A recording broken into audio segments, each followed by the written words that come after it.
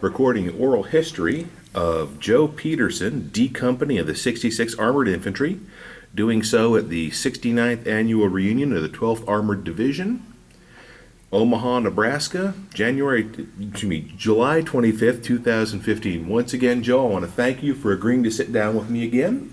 Okay. To the people watching this eventually, we actually interviewed Joe last year in Atlanta, but the digital camera went crazy and we lost the interview. So we're starting again. So, if you don't mind, let's again start at the very beginning. Now, something very important that a lot of kids hearing this need to understand. When I spoke to you last time, you began the interview by telling me your father had been born a slave. That's correct. My father was born in 1862, and I was born in 1922. He was 60 years old. And one of the hardest working men you want to see. He died when I was 15. He was 75. My brothers and I became the head of our household. And with my brother's encouragement, I got into college and eventually finished after fighting the war. Now, you told me that as a kid, your father wouldn't even let you wear a pair of overalls. That's true. He said, I don't want you to get in the habit of doing hard work. I want you to get something in that big head of yours. Those are his words. And I don't own a pair of overalls, not even today. I never had a pair. Now, you told me you were in college. Yes, Where were you when the war started? I was in college. I went to college for a football scholarship, and I was in my second year when I was drafted. I was 20 years old, full of vim and vitality, and stupid too. But with the encouragement again of my older brother, who was 2 years older than I, he told me to pick a subject that I could actually use for my life. And I majored while I was there in college in football. I majored in football, and that was the truth. I didn't have to go to class unless I wanted to, but I found out I need to go to classes because I didn't know a damn thing.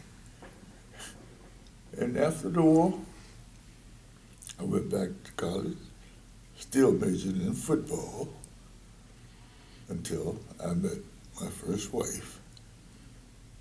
And she asked me very kindly what my intentions were.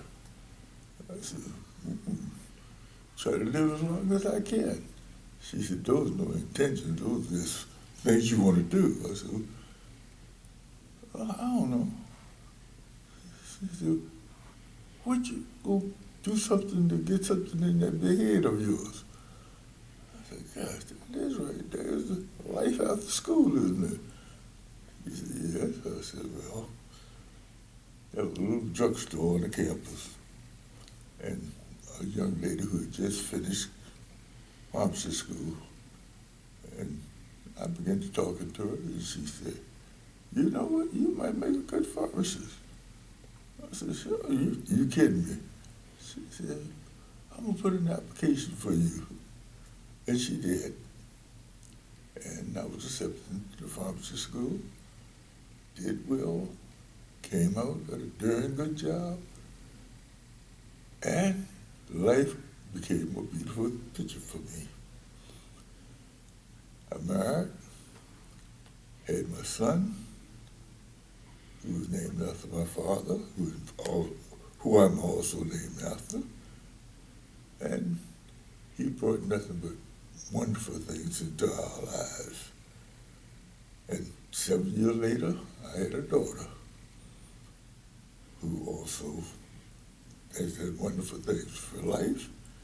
some foolish things too. And she still lives with me, and she's still doing well with her third husband, of course. Uh,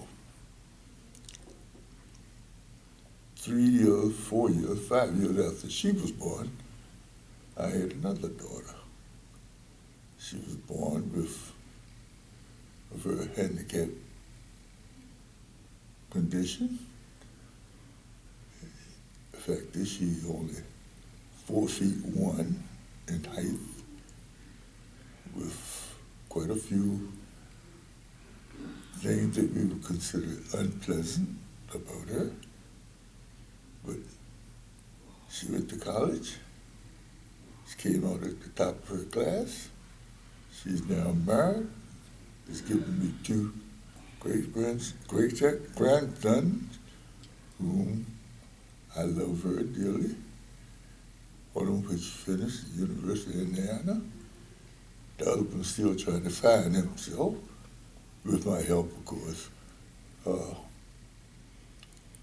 And during the same time, my son, who achieved wonderful things in his short life, became a member of the Air Force. Also, he went to training for the Thunderbirds and became the second black to become a Thunderbird. And he knew his future was laid out for him. All he had to do was stay alive. Of course, the other guy who had been ahead of him in the Thunderbird had become a 4-star general. You might have heard of it. His name is Newton, General Newton. I used to call it Fig. But that time, my son had reached the pinnacle of his career in the Air Force.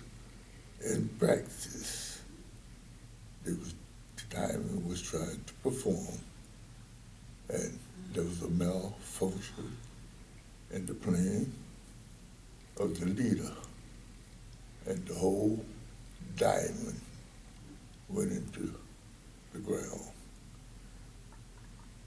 which was the end of his life and career, and was the most devastating thing that ever happened to me. Days when I even think about it become very hard, so I think I'll move away from that and tell you anything else you would like to know about my life.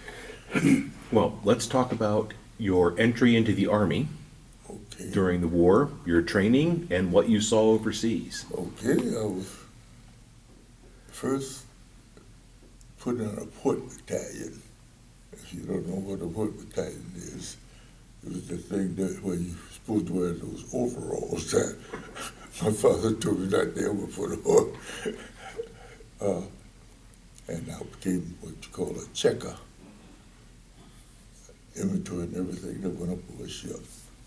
The 12th Armored Division came through, and I'm trying to think of the town in France. Au fait? Well, it was the port of debarkation for D-Day. When young soldiers was coming, looking much younger, looking like kids, I said, God, if they can go, I can go. So at this time, the war began to turn real bad for the Americans. And they sent out this memorandum. All volunteers who wanted to go into combat, this is your chance. And I and 5 other guys from the Port Battalion, we went in.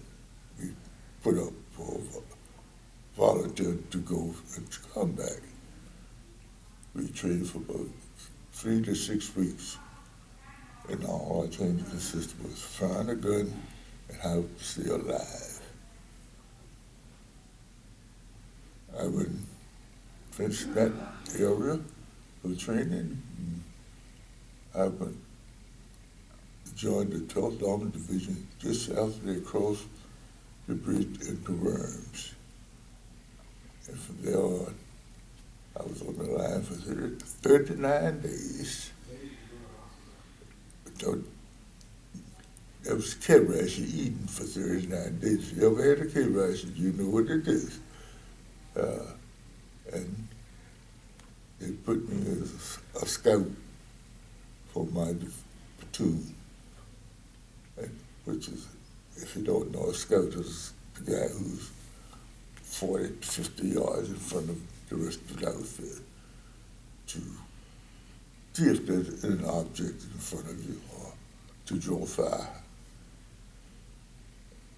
On must have been my 8th combat mission that I was out in front and I was hit. But my company took the little town and I came back to Calcutta after spending 6 months in the French hospital. And that's when the 12th Army at that time had gone to Austria. Yeah, I think it was based in Austria at the time. And I was there until time for us to come home. Then the bad news came. Someone decided that this volunteer group should not be allowed to go back to America with the division. They were split up, put into, the company was disbanded. It was put into units that was on its way home. Service units, for the most part. That was quite a few, let's say, disturbance about it. Because, like me, most of them are objected to this type of return to America.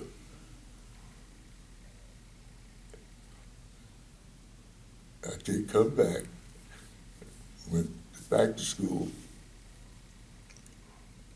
and I did get my degree in pharmacy and got a very good job, as I said before. And I stayed in with the VA, which I consider was a very good employee. I spent 29 years working. Went up to the chief, become a chief pharmacist.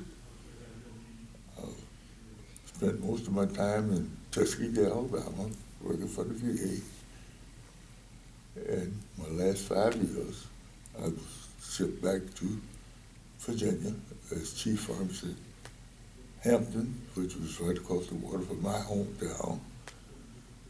And I worked 5 years as chief, and the money was good. I was healthy. All my kids was out of school, and I retired. And I've been retired ever since. There's no place I haven't been for the most part, and there's very little I haven't done. And in a nutshell, that's basically my life. Well, Joe, I want to thank you again. Okay.